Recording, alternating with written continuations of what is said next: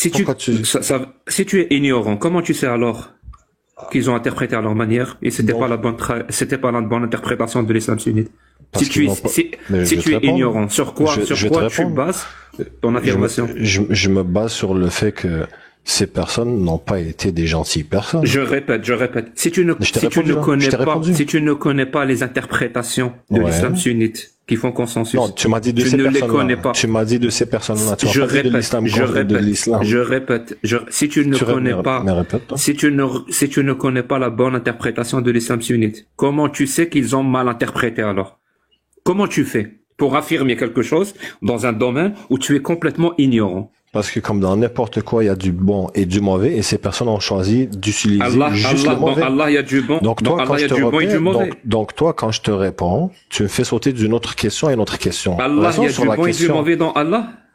Non, ces personnes ont choisi Dans, d'utiliser est-ce que des tu m'as dit textes en comme leur dans faveur. tout, dans leur, Mais écoute-moi. quel texte ils ont traduit dans leur Dans faveur? les Et textes comment de ils la ont fait ça? religion qu'ils ont choisi, moi je n'aime aucune religion. Si ça se Alors, trouve, je les gars, répète, mais attends, je répète. حافظوا على فروجكم حافظوا على فروجكم إلا مع أزواجكم وما ملكت أيمانكم. Voilà. Comment ils ont fait pour traduire ce texte-là de manière bizarre? T'es en train de vomir là, Jack. Vas-y, laisse-toi aller.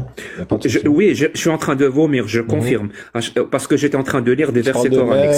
C'était la parole d'Allah. C'était la parole d'Allah. Le vomi que tu as entendu, c'était la parole d'Allah. Et puis, ok, mais tu sais quoi? Est-ce que tu m'as posé beaucoup de questions? Il y a pas de souci, je vais répondre à toutes les questions que tu veux et je vais m'adonner à l'exercice. Il y a pas de souci, mais moi j'ai une question pour toi. Non, pas écoute ta question. Alors, les textes, tu m'as dit, ils ont mal interprété les textes. Chercher, toi. Ah, toi, tu l'as pris personnel la dernière fois, c'est pour ça. Ok, je comprends. Il y a pas de souci, Jack. Désolé de t'avoir offensé la dernière fois. Il y a pas de souci. Moi, l'islam, je le prends personnel. T'as un problème avec ça? Non, t'as le droit. T'as un problème avec ça? Merci. Alors, tu m'as dit qu'ils ont mal interprété. Tu m'as dit qu'ils ont mal interprété. Comment tu sais qu'ils ont mal interprété? Tu parles de qui, là? Tu parles des Schtroumpfs? Tu parles de qui? Nomme-les. Nomme ceux que tu veux nommer. Vas-y. Ceux qui ont ouvert. C'est quoi leur nom? Souq al-Nakhasa. Comment ils s'appellent, ces personnes-là? Dis-nous. Nomme-les. C'est les drapeaux noirs. Je peux pas les nommer ici. Je sais pas. Moi, je connais pas. Dans quel jeu, ça? C'est une bande de quoi tu me parles? C'est quel jeu? Ça veut dire pour toi, des femmes qui ont été vendues, qui ont été miaulées. Pour toi, c'est un jeu. Et toi, tu l'as mal. C'est pas un crime pour toi. Pour toi, c'est un jeu. Mais ça me constipé, mais depuis l'autre jour, tu l'as encore dans les intestins. Je sais même pas de quel jour tu parles. Alors, réponds à ma question. Non, parce que ça fait depuis un moment que j'écoute et que je vois à quel point tu danses. Je me suis dit, bon, s'il veut danser, moi je suis un danseur. Donc je te donne la réplique. Tu fais des monologues, Jack. C'est ça le problème. Personne t'écoute. Et tu sais quoi? T'auras pas cette jeunesse que tu cherches à... Pourquoi tu parles de moi? On s'en fout. Parce que ne parle pas de moi. Alors, tu viens ici, moi je parle avec un jeune ami. Allah a autorisé d'acheter et de vendre des femmes, de les prendre comme captifs de guerre et de les miauler. T'as pas de problème avec ça? Toi, est-ce que tu as un problème avec ça, Jack? Dis-nous. Oui, j'ai un énorme problème avec ça. Mais explique-moi ton problème avec ça. Je suis un être humain. Et tout être humain, normalement constitué en 2024, il a un problème avec ça. Okay. Mais ces personnes-là qui font ça, ils vont passer devant un tribunal, ils vont se faire juger en 2024. Bon, pas les couilles. Quand ils vont passer devant Allah, quand ils vont passer devant Allah, ils vont aller en enfer parce qu'ils ont fait ça? On a des tribunaux, non? Je répète, quand ils vont passer devant Allah, d'après ta croyance, ils vont aller en enfer parce qu'ils ont fait ça? T'as besoin des tribunaux humains pour les punir. Parce que Allah ne va pas les punir. Parce qu'il l'a autorisé, ce qu'ils ont fait.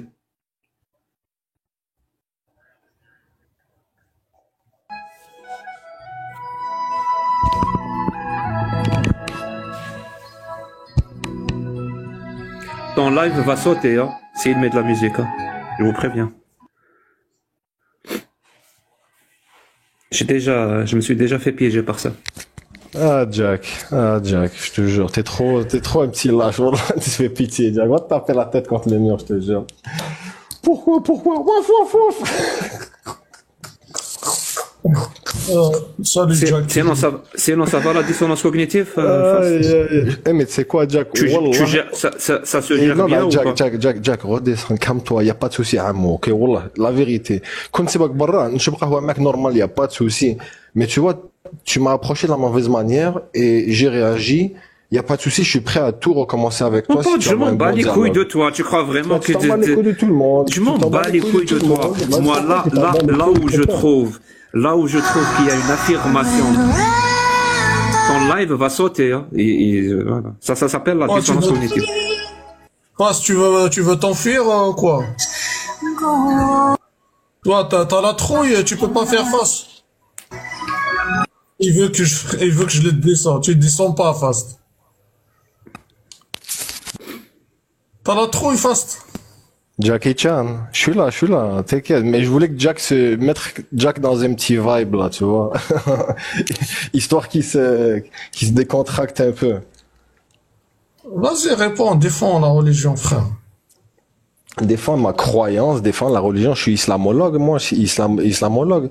J'ai étudié l'islam pendant 20 ans. J'ai une thèse en islam. Vous mélangez des trucs. Tu es un ignorologue. Tu sais ce que c'est qu'un ignorologue ou pas? Tu es un ignorologue. Je suis un ignorologue. Il n'y a pas de souci. Attends, passe. 2 secondes. Tout à l'heure, quand tu es monté, qu'est-ce que tu m'as dit? Tu m'as dit, moi, contrairement aux autres, moi, j'ai aucun problème à discuter de mes textes et j'en suis fier et c'est cohérent et logique puisque j'y crois. Et je t'ai dit, je suis d'accord avec toi. Et du coup, là, quand on aborde le sujet et quand on montre les textes, moi, je t'ai cité toutes les sources. Là, t'es en train de faire exactement la même chose que toutes les personnes avec qui je débat depuis 3 heures. Non. Parce que toi, tu t'es muté quand Jack est venu et t'es allé supposément aux toilettes. Jack m'a dit que t'es allé aux toilettes. T'es allé aux toilettes? Non, pourquoi tu t'es muté, toi? Non, mais réponds, pourquoi tu t'es muté? Moi, je me suis muté. Quand toi, t'as commencé à parler, Jack, il est intervenu. Je t'ai répondu, je vois pas ton nom. Ok, alors oublie Jack et réponds-moi. Je peux. Très bien, tu as dit, il a fait. Moi, j'étais en train de débattre religion. Mais attends, Jack, s'il te plaît, laisse-moi finir. Allah et le prophète autorise à posséder, à vendre et à acheter des êtres humains. Ça te pose aucun problème? Comme tous les autres textes de religion dans le temps, oui, et puis. Oui, d'accord. Très bien. Ça veut dire ça s'appelle le sophisme de la double faute. Si ça existait dans les autres textes religieux, donc c'est pas grave. C'est comme ça que tu défends notre religion. Jacques, je parlais en fait. Fast, tu peux couper le micro s'il te plaît. Il veut que je le fasse descendre alors. Non, Jacques, je veux parler quand même. Je veux défendre là, Jacques. Je veux défendre. Jacques, Fast.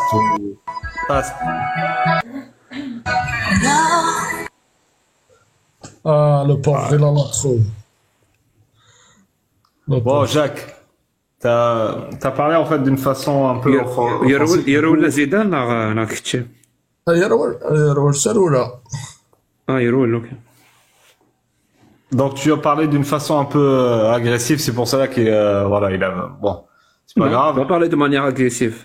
Donc depuis quand exiger la rationalité et la logique c'est agressif. C'est dangereux ce que tu dis hein.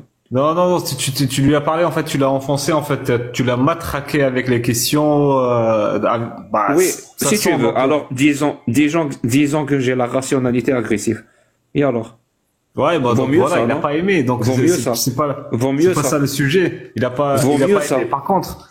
Par contre, tu préfères la rationalité agressive ou la stupidité agréable? Non, je préfère que ça, je préfère un débat très calme.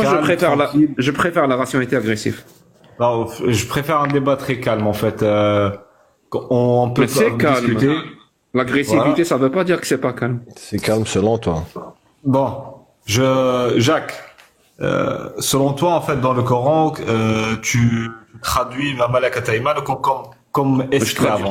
Je traduis rien du tout, mon pote. Tu crois vraiment que je suis un traducteur du Coran, moi? Donc pourquoi tu dis Dieu il a autorisé l'esclavage et tu récites en fait le verset où il y a malakata iman? Qu'est-ce que j'ai dit? C'est ça que j'ai dit?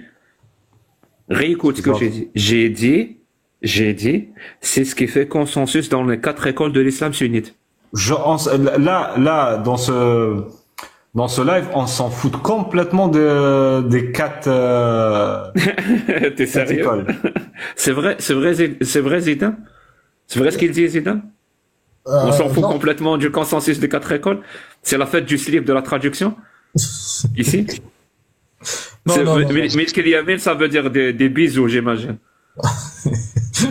Non. Milk al-Yamin, c'est l'esclavage dans l'islam, le sunnite, mon ami.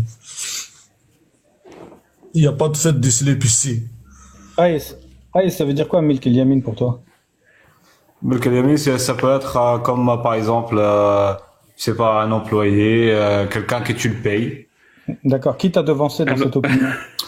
J'ai écouté, par exemple, j'aime bien la traduction de Shahro, Docteur Shahro. Oui, Shahro, le coraniste. Voilà. Le coraniste du XXe siècle. Voilà, il est le gars, il est mort il y a, je crois, 4 ans, 5 ans, un truc comme ça. D'accord. Donc pendant 14 siècles, tous les musulmans ont compris que Milk al-Yamin voulait dire esclave. Ils se sont tous trompés et heureusement que Shahro il est venu les corriger. Non, non, on va pas rentrer dans ce débat-là en fait. C'est pas grave. Laisse-moi parler. Vous m'avez posé la question et c'est pas normal quand même. Laisse-moi expliquer ma. Non, parce que si ce que tu vas dire c'est tes propres interprétations, on peut pas te laisser parler. Mais tu peux me laisser parler. Oui, mon pote, parce que dans la rationalité, c'est la chose qu'on va exiger pour que toi et moi, on puisse vivre dans le même monde et qu'on puisse interagir, on va exiger ce qu'on appelle le principe d'identité. La chose est ce qu'elle est et les mots ont un sens. Si tu commences, ou moi je commence à donner des définitions différentes aux mots que toi et moi on utilise pour interagir, tu vas créer ton propre monde et moi mon propre monde. Et tout ce qui peut arriver ou tout ce qui peut engendrer de ce processus-là, c'est que toi et moi on finisse par s'affronter. Et moi j'ai pas envie de ça. C'est-à-dire on va quand même poser une base commune pour qu'on puisse se comprendre. Ok? Les mots ont un sens. Est-ce que tu connais le verset 5:33, s'il te plaît? Elle a dit quoi? 5:33. وجزاء الذين يحاربون الله ورسوله أن تقطع أيديهم وأرجلهم من خلاف. أن يقتلوا. Premièrement, أن يقتلوا يصلبوا وتقطع أيديهم وأرجلهم عن خلاف. Ouais. Ça veut dire quoi? Ça veut dire quoi ce verset? C'est très simple. Ceux qui font la guerre contre Allah et contre les croyants. Donc c'est très simple. Ça veut dire que oui, ça veut dire non, continue. Oui, quand on fait la guerre contre Allah et le prophète, il se passe quoi? Ouais, quand tu te fais agresser, quand je sais pas en fait. Là on oui, va Allah il dit quoi? Allah il dit quoi contre Allah et le prophète? On fait la guerre contre Allah et le prophète. Il se passe quoi? Il se passe quoi? Se défendre. Il a donné une façon de se défendre. Il faut se défendre, très bien. Comment Allah dit qu'il faut se défendre? Dans ce verset, il dit comment? Tu viens juste de le réciter, donc c'est quoi le problème? Non, dis-le, je l'ai cité en arabe. Dis-le en français pour que les gens comprennent. Comment Allah définit la défense? Franchement, je suis pas francophone pour traduire vraiment le. Yuqattalu, ça veut dire quoi? Les tuer. Très bien. Yusallabu? Les crucifier. Les crucifier, ça veut dire les clouer dans une croix. Très bien. Voilà. Wa tuqatta'u aydiyahum wa arjulahum an khilaf? Tuqatta'u, c'est ça Ça veut dire quoi tuqatta'u aydiyahum wa arjulahum an khilaf? Tuqatta'u, ça veut dire couper, c'est pas là dans le tranché. Ça veut dire quoi tuqatta'u aydiyahum wa arjulahum an khilaf? Ça veut pas dire ce que tu crois en fait dans quand un voleur. Dis-moi ce que ça veut dire, je t'écoute. Dis-moi ce que ça veut dire. Ça veut dire couper comme dans le Sourate de Youssef par rapport à la femme. Couper quoi? Leurs mains et leurs pieds, donc. Leurs mains et leurs pieds? Juste ça, leurs mains et leurs pieds.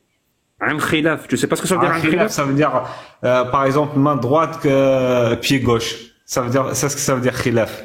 Ah, ok. Ça veut dire quand on fait la guerre contre Allah et le prophète, la défense, se défendre, c'est que ces personnes soient tuées, crucifiées, et qu'on leur coupe la main droite et la jambe gauche. Non, pas. Qu'est-ce que ça veut dire pour toi couper? Ça veut dire couper, trancher complètement la main. Ça veut dire retirer la main, c'est ça? Ah, je sais pas. Ça veut dire quoi pour toi? Non, moi, je comprends les mots qui sont écrits. Mais dis-moi toi, peut-être que tu as une autre compréhension. Moi, je lis ce qui est écrit. Compréhension. Pour moi, couper, ça veut dire blesser. Dis-moi. Ben, laisse-moi parler. Arrête d'être agressif. Laisse-moi parler. Arrête d'être agressif. Couper, ça veut dire blesser. Comme blesser. Dans la sourate de Youssef. Laisse-moi terminer. Très bien, c'est très logique. Ça veut dire qu'ils soient tués, qu'ils soient crucifiés, et qu'on leur blesse la main et la jambe. Ouais. Moi, attends, juste un moi, truc. j'aimerais. Je peux même le lire en français. Je peux le lire en français si vous voulez. Moi, j'aimerais déposer plainte, Zidane. C'est possible. Regarde. J'aimerais déposer plainte pour interprétation du verset. Pour viol caractérisé de la logique. Parce que de la logique. Mais attends, Qaïs, attends 2 secondes face. Juste pour Qaïs, tout à l'heure, je vais juste aller dans ton sens, en fait. T'as dit, pour toi, tu prends la définition de Shahrol et on va dire que, en fait, Melk el-Yamin, c'est des employés. Donc, du coup, le verset qui dit, عن فروجهم حافظون إلا ما ملكت أيمانهم إلا أزواجهم إلا على أزواجهم أو ما ملكت أيمانهم الذين عن فروجهم حافظون إلا على أزواجهم أو ما ملكت أيمانهم. Donc du coup tu peux avoir des rapports avec tes femmes et tes employés, c'est ça que ça veut dire. Il a expliqué aussi ma malakat ayman, comme ça veut dire par rapport il faut faire un acte de mariage et acte. Ah, ok. Alors, tu peux avoir des rapports avec tes femmes, donc tes épouses, avec qui tu as un acte de mariage, et encore une fois d'autres épouses. C'est ça, ma malakat ayman, comme aussi, en fait.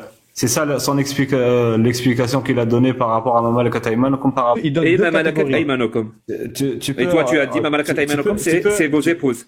Donc vous pouvez avoir avec vos épouses ou avec vos épouses. Je discute avec Alorak, donc tu t'arrêtes un peu, je suis en train de répondre à ces questions. C'est bon. والذين هم عن فروجهم حافظون إلا على أزواجهم أو ما ملكت أيمانهم. C'est 2 catégories de femmes différentes. Bah, ce qu'il explique, docteur Shahrol, c'est pas 2 catégories différentes, en fait, c'est...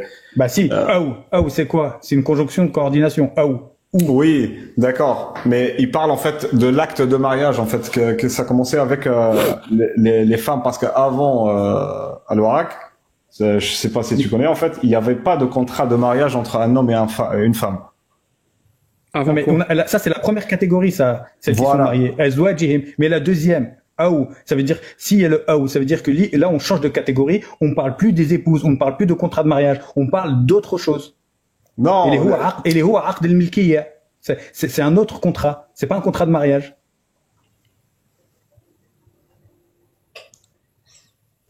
Et donc?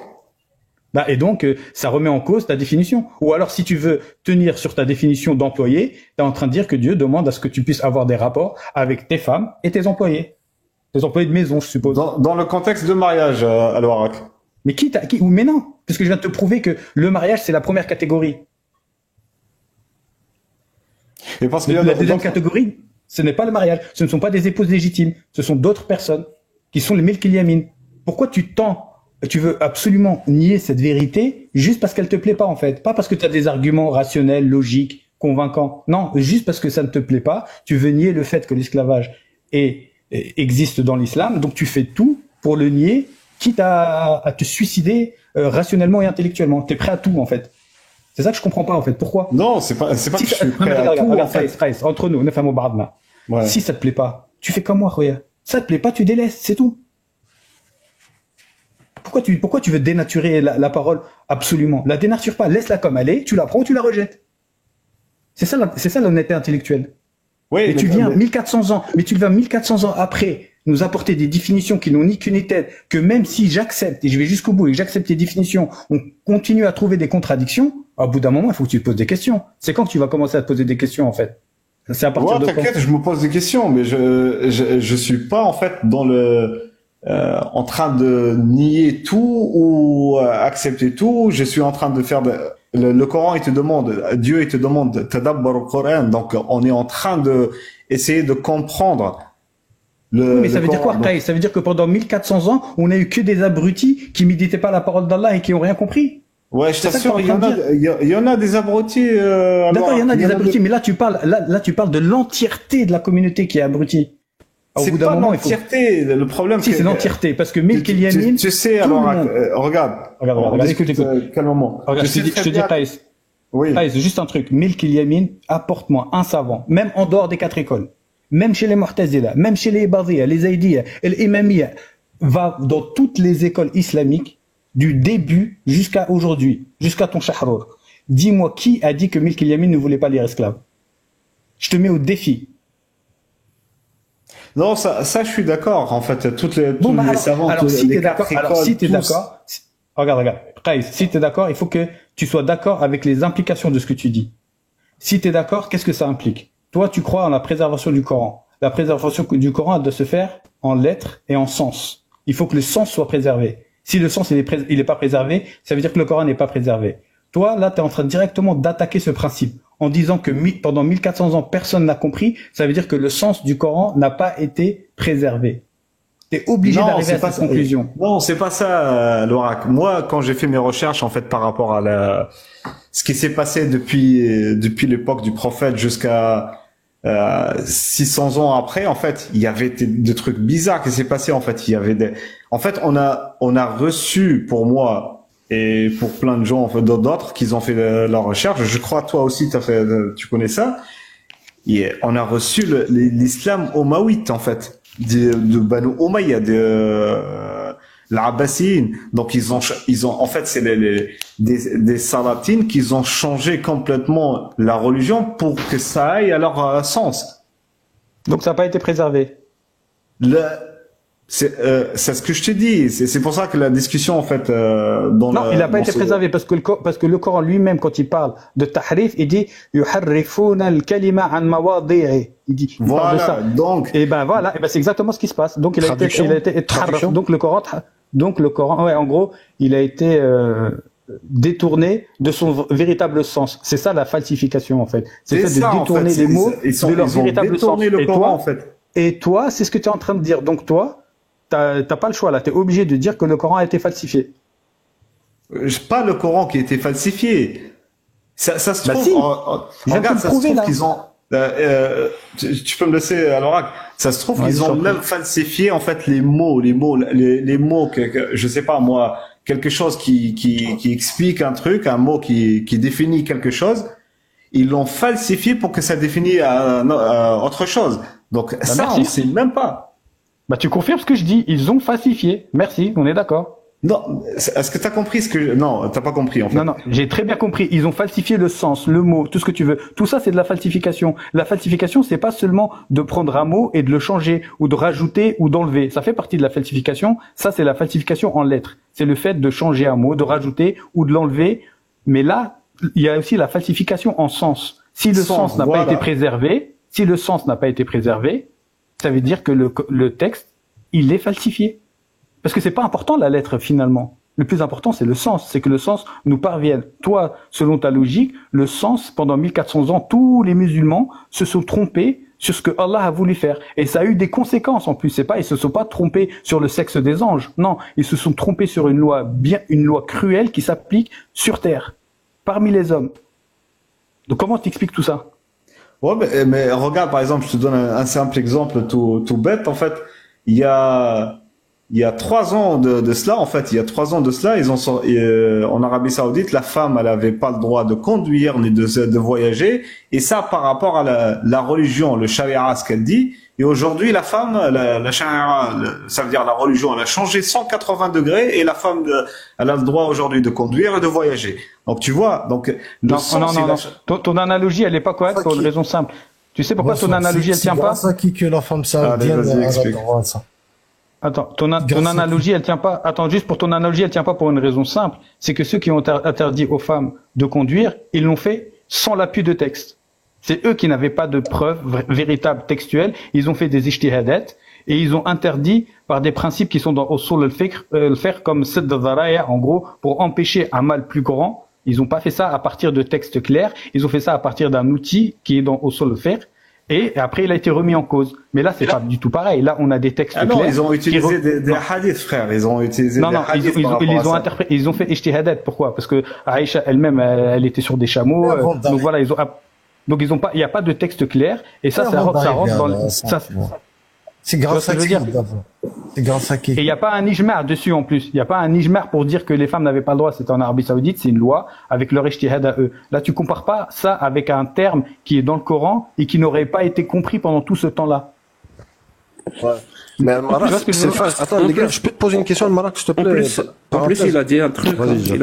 Il a dit avant l'islam, les gens ne faisaient pas d'acte de mariage. Oui, ça veut dire il n'y a pas l'acte de mariage, un écrit en fait. Comment tu sais? Bah c'est l'histoire en fait, c'est rapporté par l'histoire. Quelle histoire? Vas-y, dis-moi. Où est-ce que tu as lu ça? Ouais, j'ai lu même que dans cette région-là, avant l'islam, on faisait pas d'acte de mariage. Où? Depuis regarde, Jacques. Si tu crois pas aussi à l'histoire, bah là on est foutu. Mon pote, je te dis quelle histoire, où est-ce que tu as lu ça? Je peux te demander ta source. L'information me semble extraordinaire. Tu crois que je vais te croire sur parole? Bah je te demande pas de me croire. Très bien. Alors toi, comment tu le sais? Tu me crois non plus, hein? Non, mais toi, comment tu le sais? Je le sais. J'ai eu une prophétie. Qu'est-ce que t'en penses? Tu as eu quoi? Une prophétie. Une prophétie? Ouais. T'as reçu une prophétie? Voilà. Ça veut dire, à ce point, t'as pas de source? Non, j'ai de source, mais le temps que je le trouve, bah voilà, je suis en train de rigoler avec toi, t'inquiète. C'est ton sens de l'humour, je comprends pas. Voilà, c'est ça, mon sens de l'humour. Ah bah il est un peu pourri, mon pote. Alors, où est-ce que tu l'as lu? Là, je suis en train de chercher en fait la source. Vas-y, cherche. Il va nous sortir un hadith. Ça serait le grand. Non, pas un hadith, pas un hadith. Pas un hadith.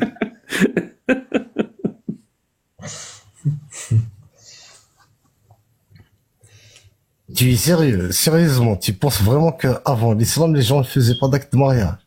Non, il y avait pas d'acte de mariage. Acte, ça veut dire écrit. On parle de écrit. Tu es sérieux? Oui, je suis sérieux, oui. Ah bon? Ouais. Pour toi, des gens, ils ont construit des cités, des villes, des armées, tout ça, ils avaient des armées, des empires, des armées, mais ils n'avaient pas d'acte de mariage. Ouais. Ah ouais. Et pourtant, il y a aussi des religions avant. Il y a le judaïsme, le christianisme, tout ça. Eux, non. Oh merde. Il y avait le christianisme. Il y avait le judaïsme. On passe la parole. Dans l'Empire romain aussi, on se mariait pas. Dans l'Empire romain, personne ne se mariait. On va passer la parole parce qu'on va pas attendre 1400 ans quand même pour... Non, mais juste tout à l'heure, parce que à loi... Non, mais il a raison, Karim. Avant l'arrivée de Momo, c'était ce qu'on appelait l'ère de la partouze générale. Non, mais par rapport à l'Arabie Saoudite, quand tu as donné l'exemple, genre on a donné des droits aux femmes, c'est grâce à qui?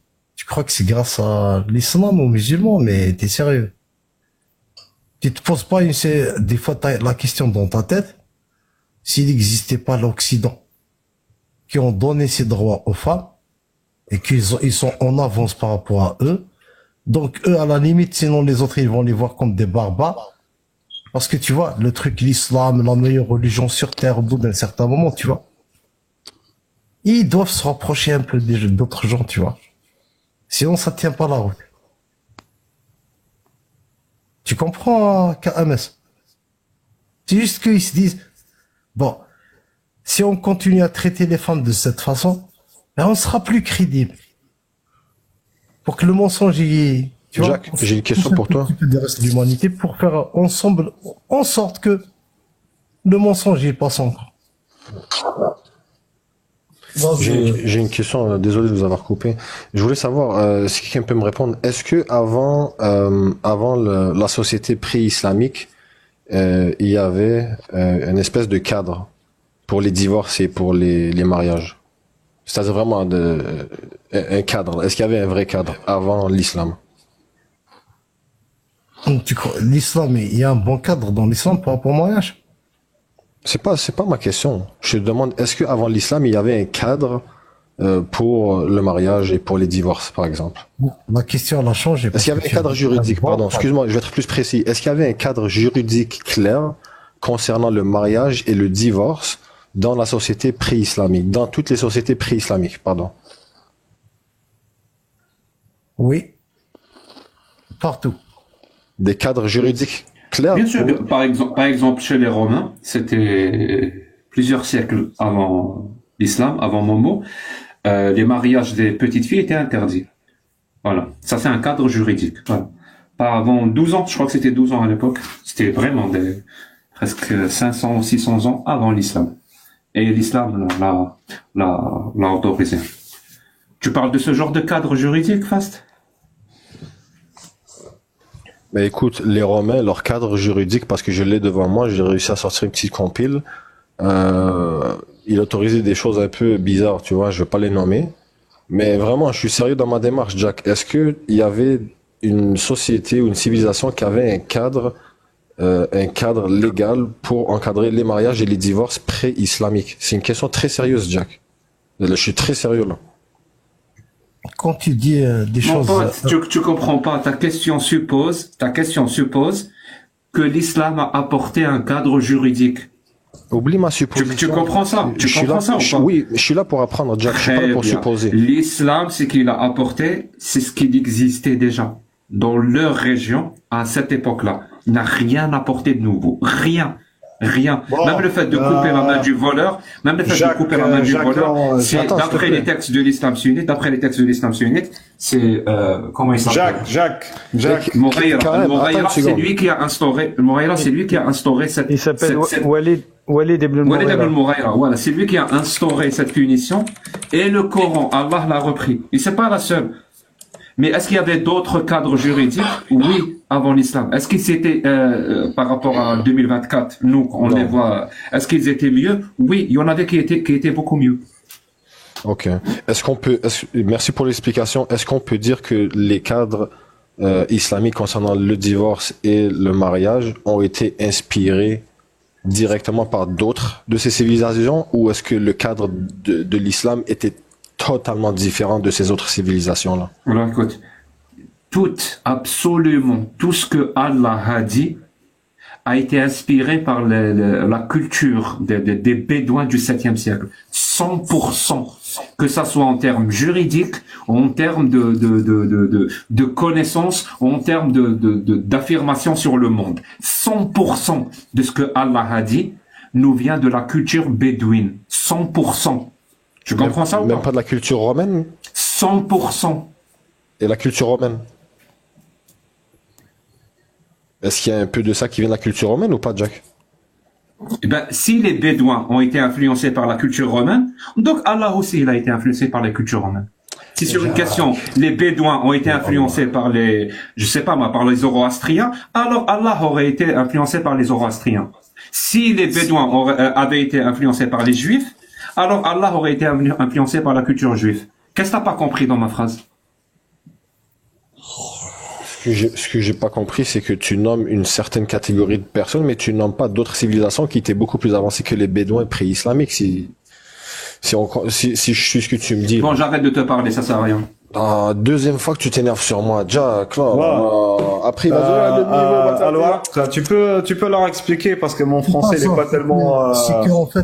C'est qu'en fait, à chaque fois, bien, pour expliquer vous reprochez aux gens, tu lui dis pourquoi, Jack, tu m'expliques pas avec le Khoucheibet.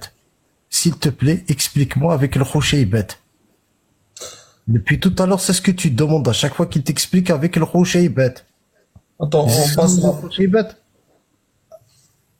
passes la parole après Karim. Il y a Hassani. Après, s'il veut dire quelque chose quand ils sont bas, on passe la parole. Oui, bonsoir tout le monde. Ouais, je voulais donner en fait les mariages en fait avant l'islam, comment ça s'appelle et c'est quoi la définition en fait.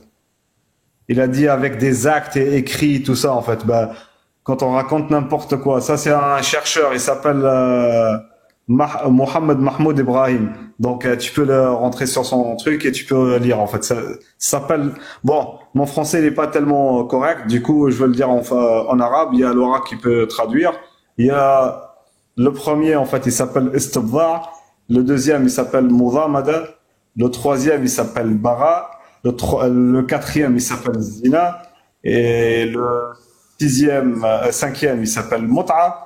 Il y a le sixième, il s'appelle Mukhanada. Et donc, tout ça, il n'y a pas d'acte de mariage. Donc, arrête de casser la tête, Jacques. Il fait ce qu'il est en train de dire, ou pas? Il me tue. Oh purée. Est-ce que tu sais ce que tu viens de lire ou pas? Je lis en fait les mariages, les sortes de mariages avant l'islam, dans le Jahiliya. C'est où? C'est où ça? C'est un chercheur qui s'appelle Mohamed Mahmoud Ibrahim. C'est qui faisait ça? C'est quel peuple qui faisait ça? Bah, c'est les Bédouins à l'époque. Ah, d'accord, ok. Bah, Merci. à ton avis, on parle de quoi là? Donc, tu nous as lu les sortes. J'ai une seule question, Qaïs. Le prophète Mohammed, il s'est marié avec Khadija avant la révélation islamique ou après? Avant. Donc il y avait des mariages. Si. Oui, mais t'as pas compris en fait. Il n'y avait pas écrit. On parlait d'acte de mariage écrit. Aïe, et là c'est le drame. Donc tu crois que ton prophète s'est marié avec Khadija avant la révélation? Avant la révélation du Coran, c'est ça, oui. D'où tu tiens cette information?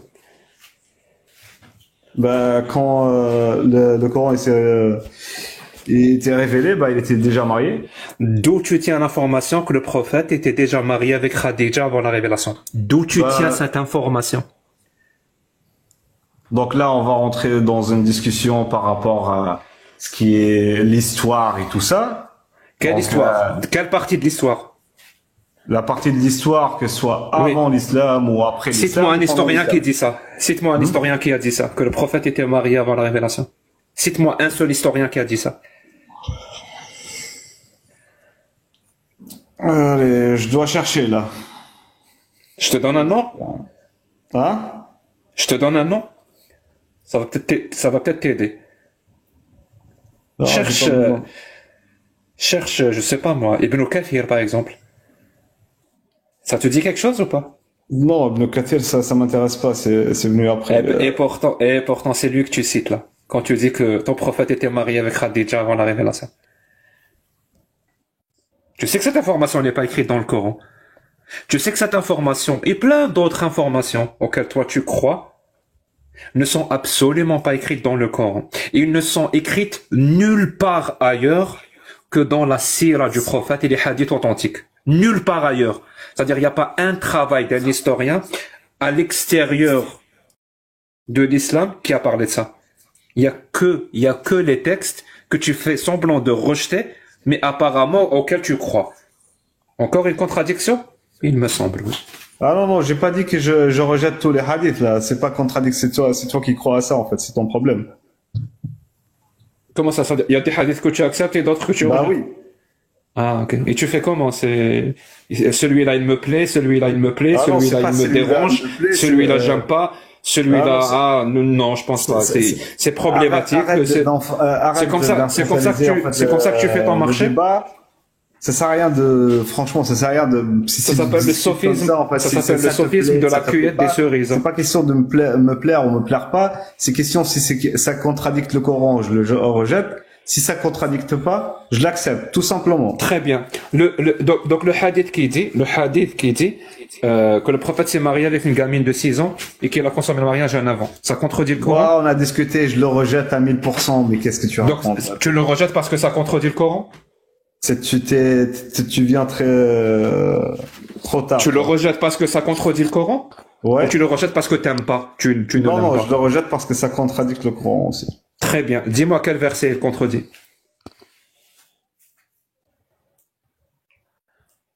C'est-à-dire ça veut dire quoi, quel verset? Et il faut que Dieu il dit il faut pas se marier avec les filles de 5 ans. Dis-moi quel verset il contredit. Vu que c'est ça ta méthodologie pour rejeter un hadith. Et non pas, il me plaît pas. Quel verset il contredit, ce hadith?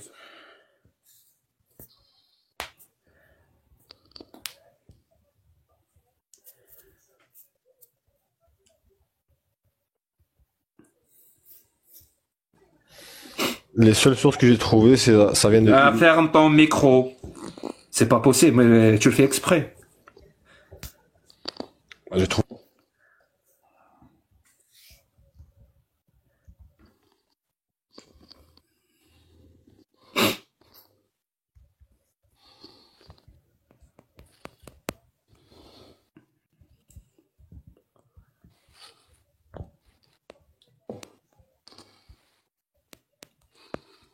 On attend.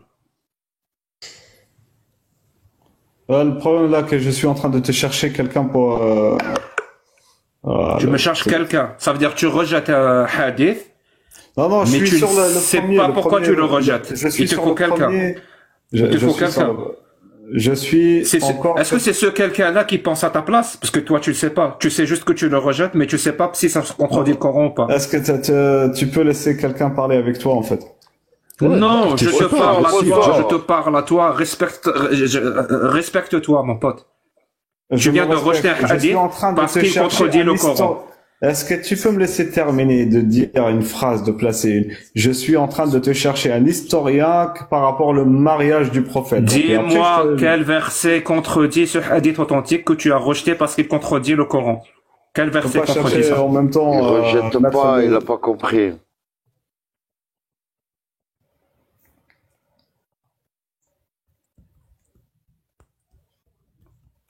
Quel verset, mon pote, contredit le hadith où le prophète s'est marié avec une gamine de 6 ans? Quel verset le contredit? Parce que tu l'as rejeté, hein, ce hadith.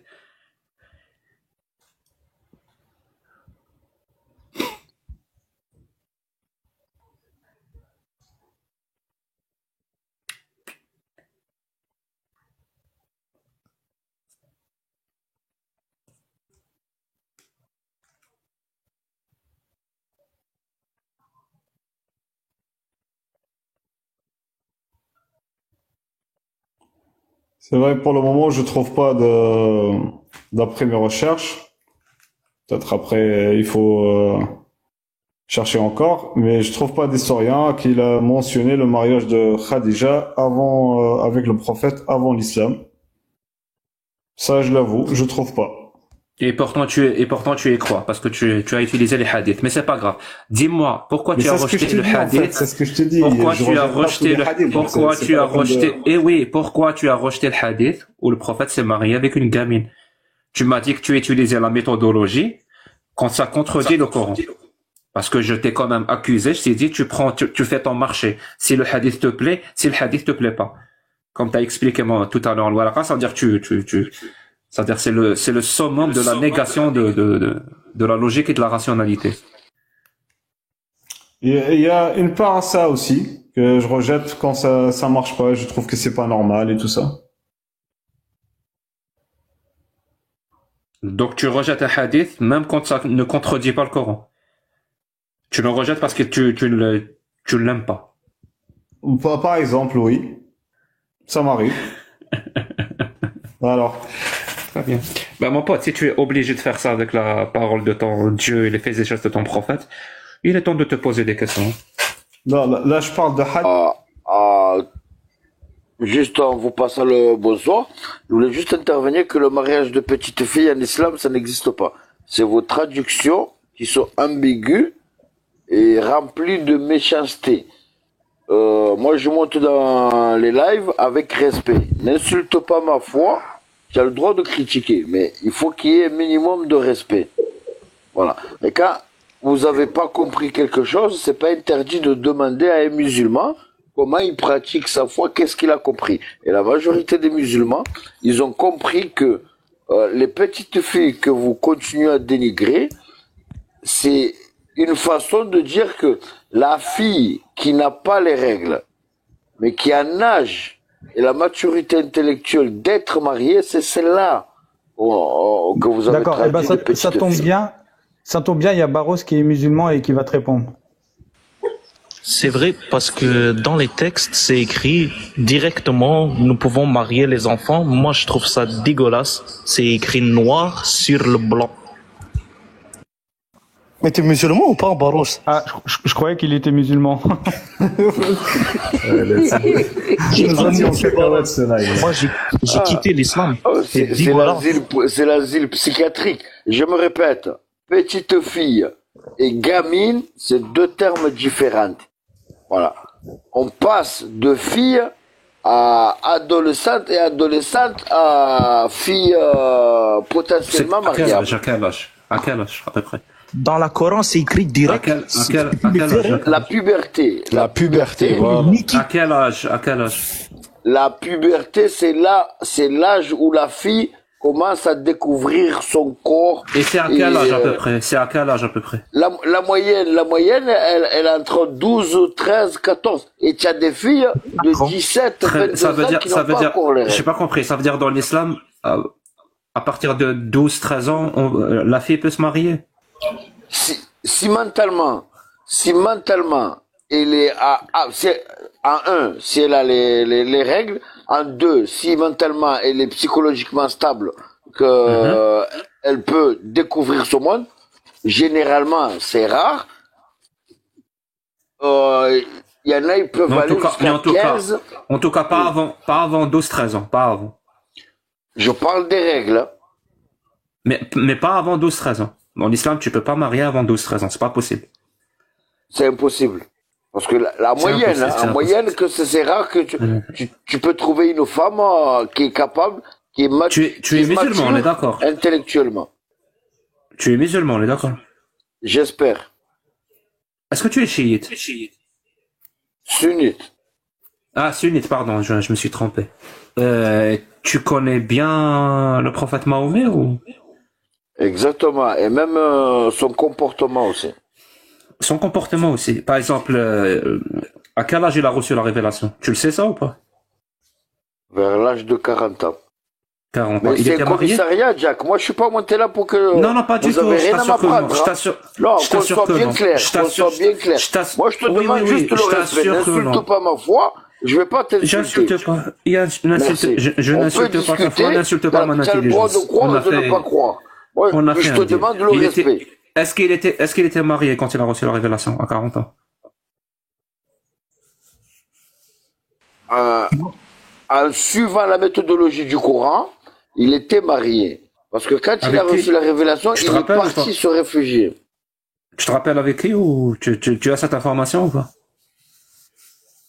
Il y a une sourate qui s'appelle Al-Muzammila, si je me rappelle bien.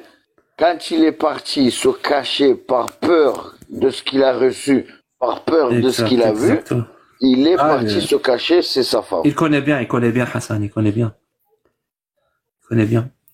Dis-moi, il s'est marié avec Aïcha ou pas? Bien sûr, il s'est marié. Elle avait quel âge, Aïcha, quand il s'est marié avec elle? Quand on connaît pas, c'est pas une honte de dire que... Ah, il avait quel âge, le prophète? Aïcha avec quel âge?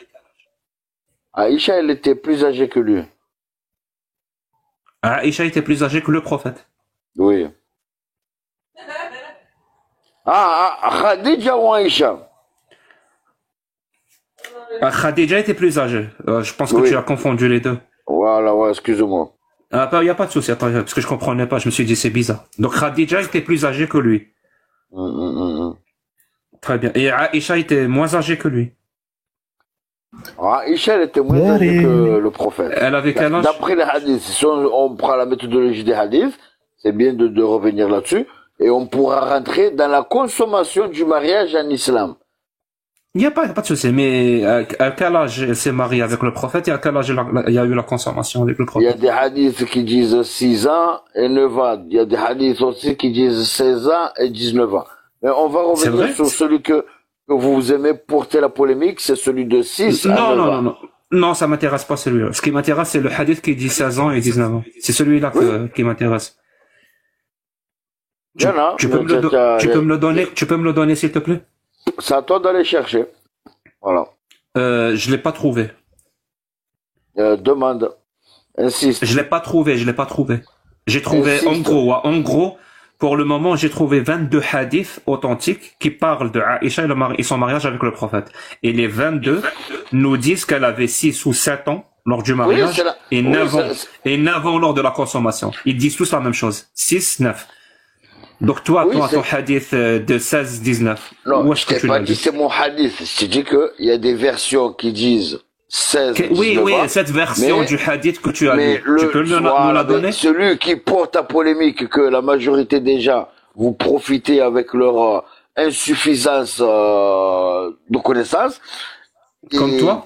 Vous arrivez à les faire douter. Non, pas du tout. Moi j'accepte celui de 6 à 9 ans. Donc, très bien. Donc, tu l'acceptes, que le prophète s'est marié avec une gamine de 6 ans et qu'elle a consommé le mariage à 9 ans. Tu nous as dit tout à l'heure. C'est quoi la consommation? Comment on consomme le mariage en islam? Quand tu es marié avec une fille, avec ta femme, la prendre dans les mains, c'est une consommation. La prendre et dans les mains. Vous allez traduire ça par pénétration pour induire les gens en erreur.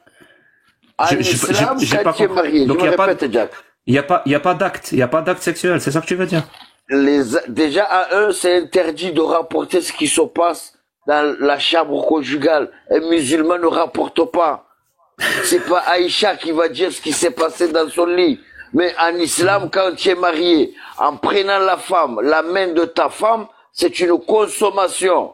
Il n'y a pas de souci, Mais le prophète. Voilà, je sais que tu es assez intelligent, mais il n'y a pas de souci. Mais quand il l'a prise dans les mains, en avant. Quand il l'a prise dans ses mains en avant. Oui, c'est une acceptation c'est une acceptation. Exactement, c'est l'acceptation. C'est ce qu'on appelle la consommation d'après toi. Il n'y a pas de souci. Mais quand il l'a prise, en islam, oui. Mais quand il l'a prise dans la main, dans ses mains, quand elle avait 9 ans, il avait le droit de coucher avec elle ou pas? Pardon? Il avait le droit de coucher avec elle ou pas? Alors, il y en a, parce qu'il y en a, il avait le droit de coucher avec elle ou pas, d'après Allah? Non, tant qu'elle n'a pas eu sa puberté, elle n'avait pas le droit. Sur la 24. Mais laissez vos micros fermés. Les gens. Oui, c'est intelligent, c'est pertinent ce qu'il a dit.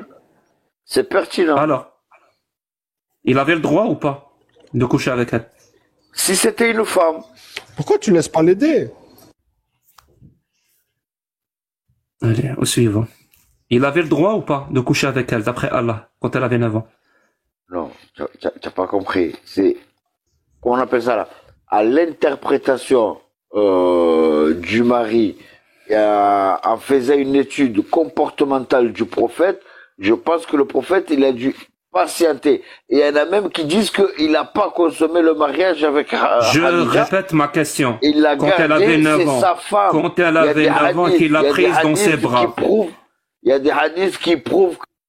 Je t'ai fermé ton micro, hein. Voilà. Parce que j'essaie quand même d'instaurer une conversation entre toi et moi. C'est pas moi, je parle d'un côté, toi d'un autre côté, et ça va devenir n'importe quoi. Demande-moi ce que les musulmans ils peuvent comprendre. Est-ce qu'il avait le droit, est-ce que c'était halal pour lui de coucher avec elle quand elle avait 9 ans, ou c'était haram? Tu vois, la question, elle est simple.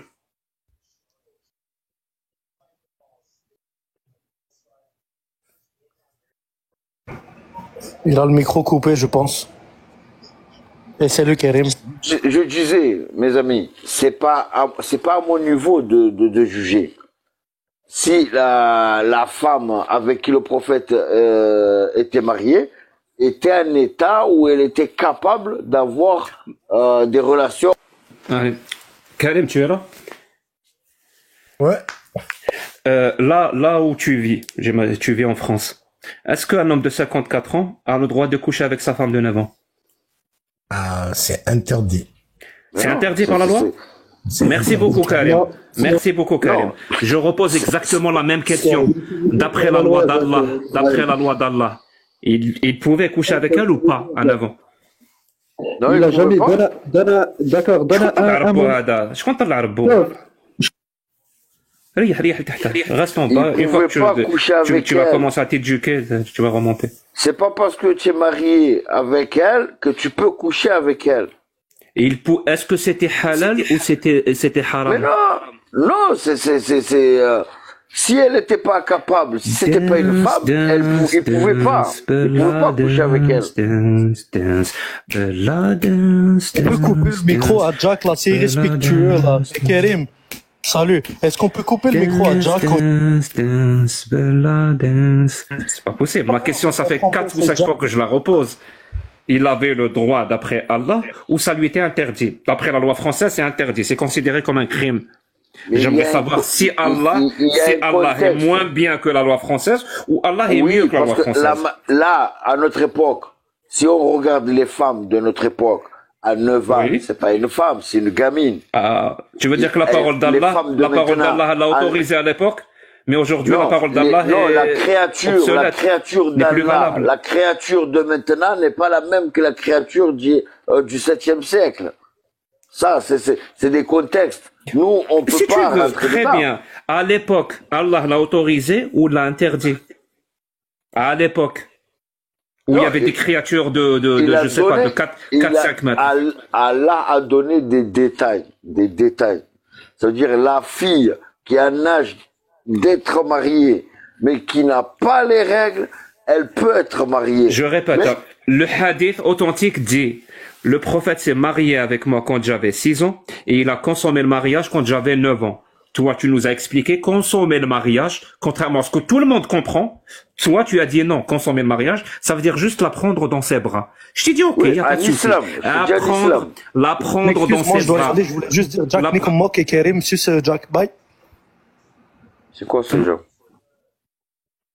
Non, c'est déjà fait. C'était un verset coranique. Non, mais il a très mal lu. Non, Jack, je te demande le respect. Tu me demandes à moi le respect. Le mec m'a insulté, mais tu me demandes à moi le respect. Mais non, moi je t'ai insulté, je t'ai pas insulté. Mais moi je t'impose le respect. Le respect de ma foi. Si tu n'as pas de foi, je respecte. Mais il faut respecter la foi des gens. Voilà. Moi, la seule chose que je respecte ici, c'est un respect non négociable, c'est l'intelligence des gens et leurs droits. Voilà. C'est ça que je respecte. Je respecte l'intelligence des gens n'impose pas aux gens de réfléchir à ta place. Je respecte l'intelligence des gens et leurs droits. Voilà. Le reste, c'est pas conditionné par le respect. Voilà. Tes croyances ou mes croyances ou les croyances de Karim, c'est pas à respecter. Voilà. Soit tu les comprends, soit tu les appliques, soit tu les appliques pas. Ça s'appelle le libre arbitre. Voilà. Et l'islam apporte le libre arbitre. Il va pas me laisser parler, Abalk. En roue libre.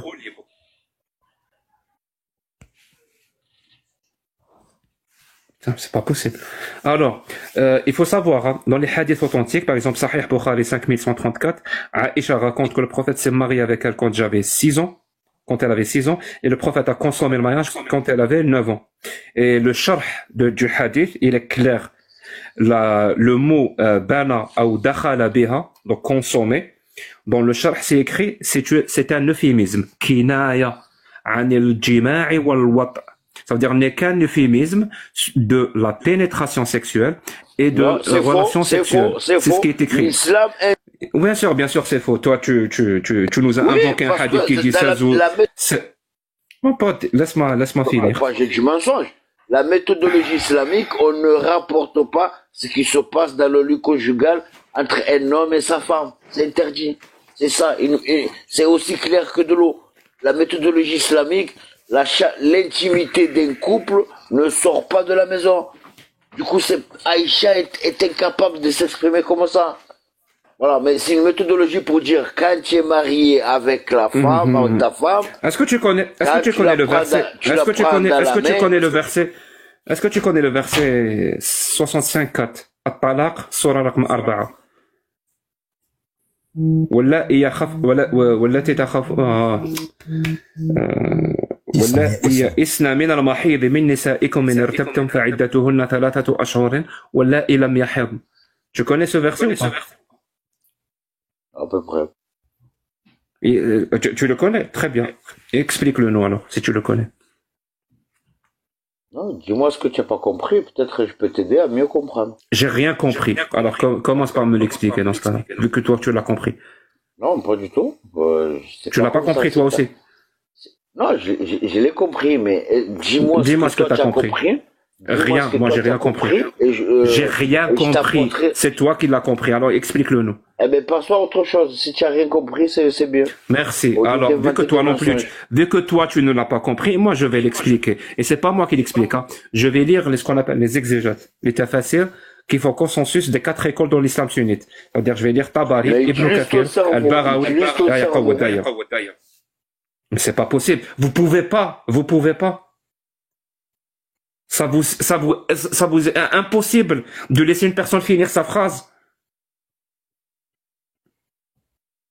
Sérieusement, c'est l'islam qui vous a éduqué à faire ça ou c'est votre famille et vos parents?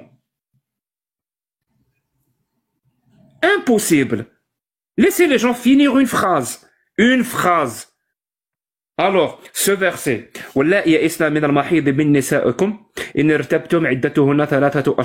c'est-à-dire celles qui désespèrent d'avoir leurs règles. Allah ici parle de la période de viduité, la période d'attente après un divorce. Combien la femme divorcée doit attendre après un divorce? Ça s'appelle la période de viduité. Il commence par les femmes ménopausées, celles qui désespèrent d'avoir leurs règles. C'est pas moi qui le dis, hein. C'est les tafassirs qui disent ça. Ils disent qu'elle doit attendre 3 mois avant de se remarier. C'est sa période d'attente, c'est sa période de viduité. Il rajoute, de même pour celles qui n'ont pas encore eu leurs règles. Quand on va aller lire les tafsirs, par exemple, de Tabari, il dit celles qui n'ont pas encore eu leurs règles à cause de leur jeune âge. Leur période de viduité après un divorce, et Ibn Kathir rajoute après un divorce et la consommation du mariage, c'est des petites filles, hein. Elles sont pas encore ni pubères, ni majeures, ni rien du tout. Elles ont même pas encore eu leurs règles. Dans l'islam, c'est autorisé qu'on se marie avec, et c'est autorisé qu'on consomme le mariage avec, et c'est autorisé qu'on divorce avec. Ça, c'est vos livres, c'est le Coran. Quand tu es monté tout à l'heure, arrêtez d'utiliser ça pour nous insulter, faut respecter. À qui tu penses que tu avais affaire? À des gens, aux gens avec qui tu discutes tous les jours. Ceux qui ne comprennent pas ce que c'est que l'islam. On comprend ce que c'est que l'islam, mon pote. On sait ce que c'est que l'islam sunnite. On sait, on comprend l'arabe, on lit l'arabe, on a lu votre Coran qui autorise le mariage des petites filles, on a lu les tafassirs qui le confirment, on a même lu les consensus des 4 écoles qui te disent Zawaj Sarira halal, le mariage des petites filles est halal dans l'islam, et le père a le droit même de forcer sa petite fille. Je peux répondre s'il vous plaît? Et il a le droit de la forcer. Ça c'est le consensus des 4 écoles qui le disent. Vous croyez qu'on sait pas lire ou c'est quoi le délire? Vous venez là pour raconter vos histoires et en plus vous parlez tout le temps. Vous attendez même pas que quelqu'un finisse une intervention ou une phrase. Vous voulez que à chaque fois vraiment vous coupez la parole à chaque fois.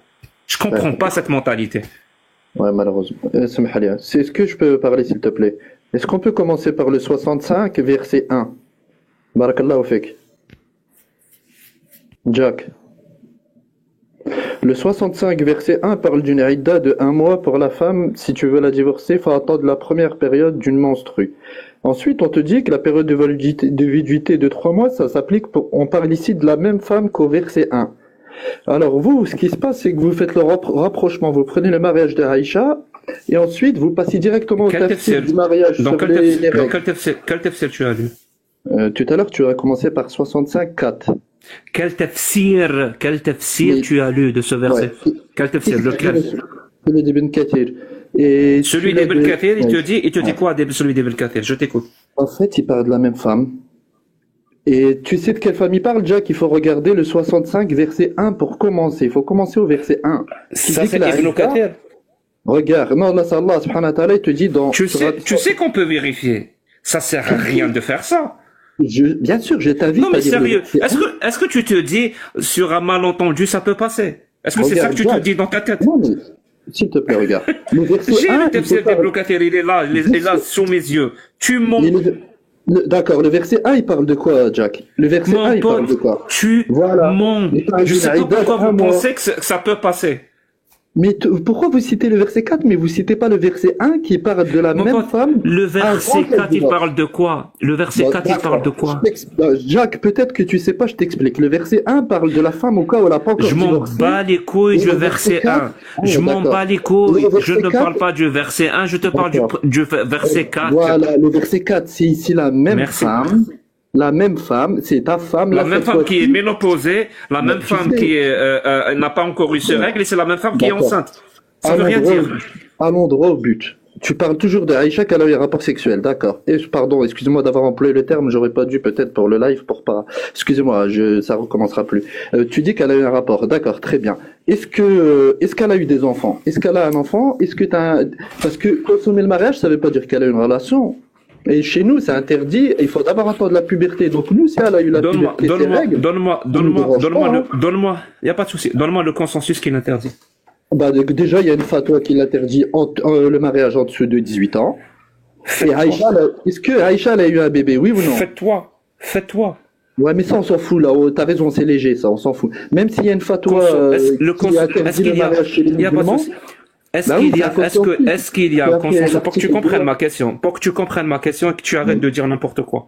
Qui a émis la fatwa? Par exemple, je te donne un exemple. Est-ce que la loi française parle du mariage des petites filles? La réponse est oui. La loi française parle de ça. Elle en parle pourquoi? Elle en parle pour l'interdire. C'est simple. Elle en parle pour l'interdire. Très bien. Est-ce que le consensus dans l'islam sunnite parle du mariage des petites filles? La réponse est oui, il en parle. Est-ce qu'il en parle pour l'interdire ou pour l'autoriser? Bah justement, ils ont interdit en dessous de 18 ans avec la fatwa. Très bien, donne-moi le consensus qui l'interdit, je t'écoute.